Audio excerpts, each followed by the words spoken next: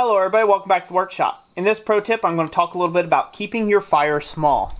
So one of the biggest mistakes that I see a lot of beginners doing, and this is predominantly apparent with really doing like little home-built forges and things like that, is I see a lot of beginners building great big giant fires to get their material hot and their stock hot and things like that. And this is simply just not needed.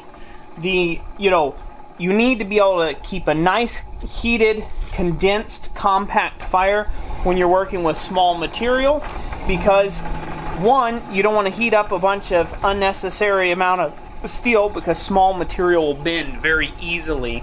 But the other thing that you don't want to do, let me get Mr. Thing here, you do not want to heat, take, and burn up a bunch of your excess coal.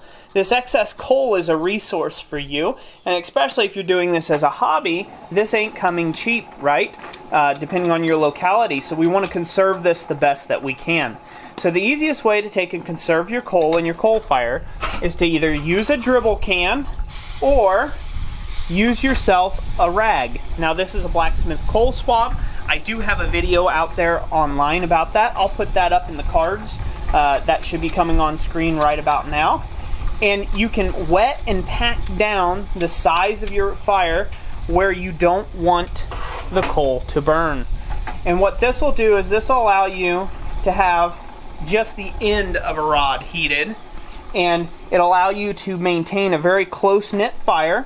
And as long as you watch this and be careful with this as you go along, you should be able to take and conserve quite a bit of coal. When I first got started, I probably consumed, I don't know, it was a bunch, probably 20 pounds of coal, 20, 30 pounds of coal every time I lit up the forge, just because I really didn't know what I was doing for fire control.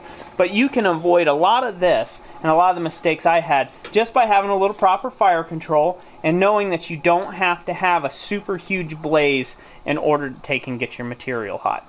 So that's it for this pro tip. I really hope that helped you. If it did, leave me a comment down in the comment section down below. Let me know what you thought of the video. Also, remember to leave that like. That'll be somewhere right below your viewing pleasure there, just a little bit. Go ahead and hit that like button.